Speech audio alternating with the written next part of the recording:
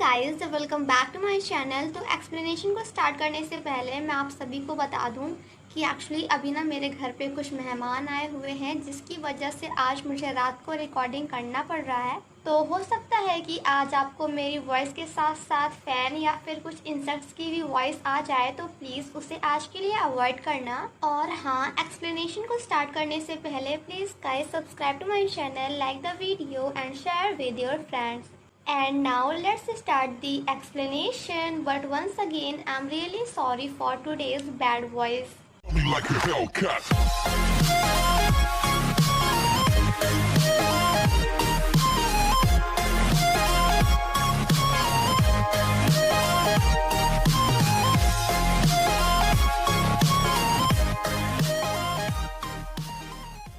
Part 4 की शुरुआत में हम कांचुल को देखते हैं, जो कि अपने एक अंकल से उस नर्स के बारे में बात कर रहा होता है जिसने उसे मारने की कोशिश की थी।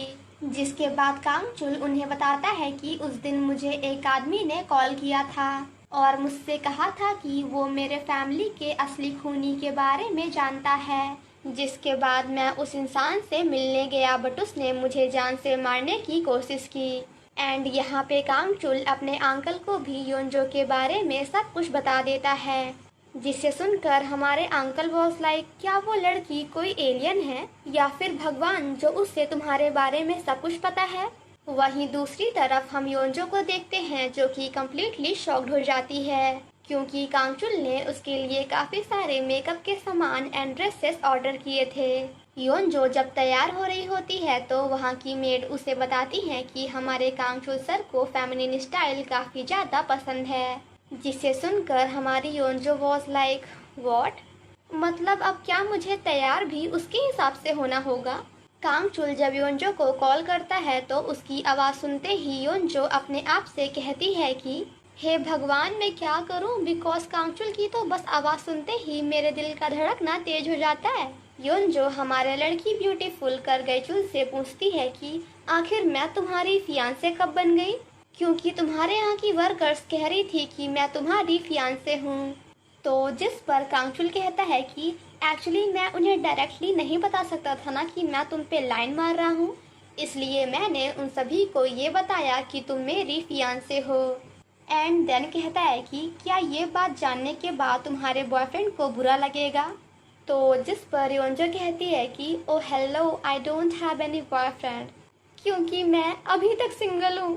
बट क्या बॉयफ्रेंड होना ज़रूरी है। जिसे सुनकर हमारा कांगचुल वॉज लाइक, नहीं नहीं, ज़रूरी नहीं है, मैं तो बस पूछ रहा था क्योंकि तुम काफ़ी ज़्यादा ब्यूटीफुल हो। थोड़ी बहुत बातें करने के बाद योंजो कांगचुल से फिर से आई लव यू कहती है। जिसे सुनकर हमारा कांगचुल वॉज लाइक, मैंने तुमसे कहा था ना कि ये सब मुझ पे काम नहीं करने वाला। तो जिस पर योंजो कहती है कि हाँ मुझे पता है, बट तुमने अभी अभी कहा कि मैं काफ़ी ब्यूटीफुल हूँ, इसलिए मैं तो बस तुम पे चांस मारने का ट्राई कर रही थी। लेकिन मेरी फूटी किस्मत, क्योंकि इसने भी काम नहीं किया।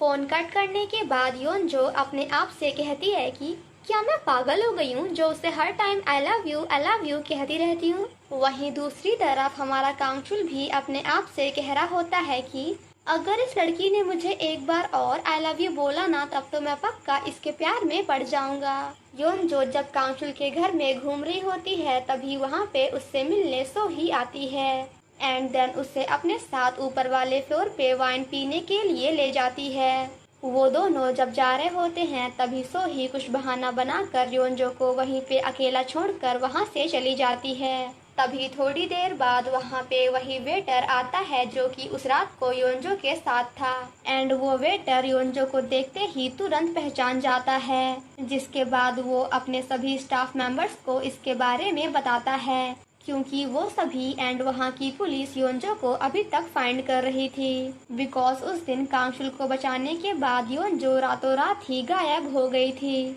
योंजो को जैसे ही पता चलता है कि पुलिस उसे फाइंड करते हुए वहाँ भी आ चुकी है तो वो वहाँ से भागने की कोशिश करती है एंड देन कांगचुल को कॉल करके उसे यहाँ के बारे में सब कुछ बताते हुए कहती है कि प्लीज़ तुम मेरी हेल्प करो, क्योंकि मैं नहीं चाहती कि मुझे पुलिस पकड़ ले। जिसके बाद कांगचुल अपने बॉडीगार्ड को कॉल करके योंजो की हेल्प करने के लिए बोलता है।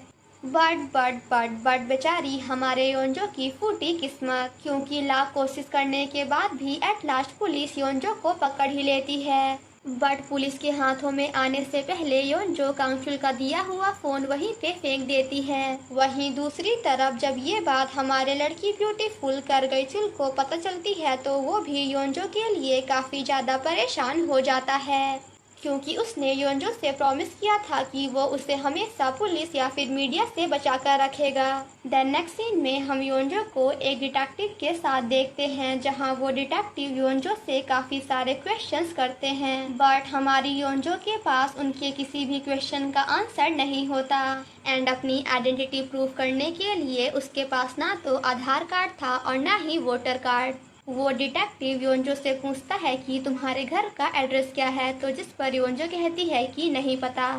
डिटेक्टिव कहता है कि आखिर तुमने कांगचुल को क्यों बचाया, तो जिस पर अगेन हमारी योंजो कहती है कि नहीं पता। डिटेक्टिव कहता है कि अच्छा तुम ये बताओ कि तुम्हारे घर का नंबर क्या है, तो जिस पर योंजो अगेन कहती है कि मुझे नहीं पता। एंड योंजो के मुंह से काफी सारे एंड काफी देर तक नहीं सुनने के बाद at last detective was like, बहना तो मुझे ये बता कि आखिर तुझे पता क्या है, क्योंकि अगर मैंने थोड़ी देर तक तेरा नहीं और सुना ना तब तो पक्का मैं पागल हो जाऊंगा। योंजो जब जेल में होती है तभी वहाँ पे उससे मिलने सोही आती है।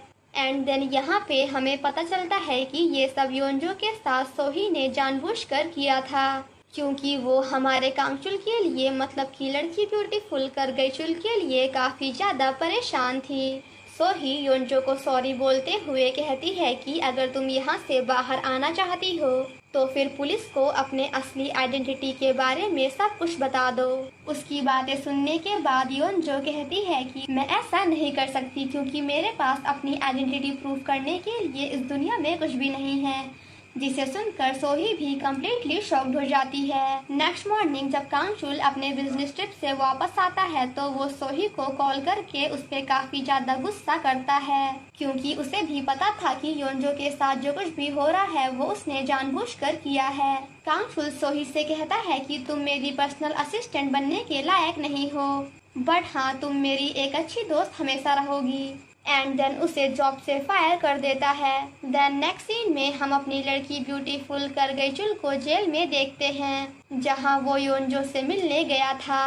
कांगचुल योंजो से कहता है कि आई एम रियली सॉरी, क्योंकि मुझे आने में काफी ज्यादा लेट हो गया।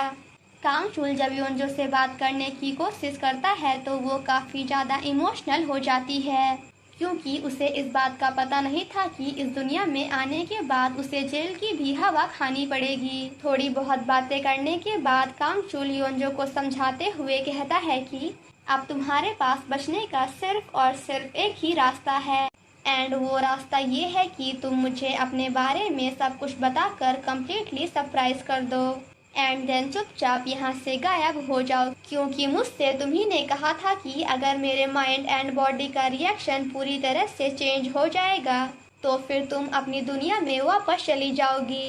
काफी देर तक बहस करने के बाद एंड कांगचुल के काफी ज्यादा फोर्स करने के बाद एट लास्ट योंजो उससे सब कुछ बता देती है। योंजो कहती है कि तुम एक इंसान नहीं बल्कि एक कार्टून कैरेक्टर हो जिसे मेरे डैड ने बनाया है, और तुम मेरे डैड के बनाए हुए वेबटून के मेन कैरेक्टर हो। और ये सब सुनते ही हमारा कांगचुल कम्प्लीटली शॉक्ड हो जाता है, और जैसे ही उसका रिएक्शन पूरी तरह से चेंज होता है वैसे ही वहाँ पे टू बी कॉन्टिन्यूड लिख जाता है। एंड जिसके बाद हमारी योंजो कांगचुल के सामने से डिसअपियर हो जाती है, जिसे देखकर कांगचुल और भी ज्यादा शॉक्ड हो जाता है। वहीं दूसरी तरफ योंजो अपनी दुनिया में उसी बस स्टेशन में अपीयर होती है जहां से वो वेबटून वर्ल्ड में जाने के लिए गायब हुई थी। तभी थोड़ी देर बाद वहां पे पाक सोगुंग आकर उसकी हेल्प करता है।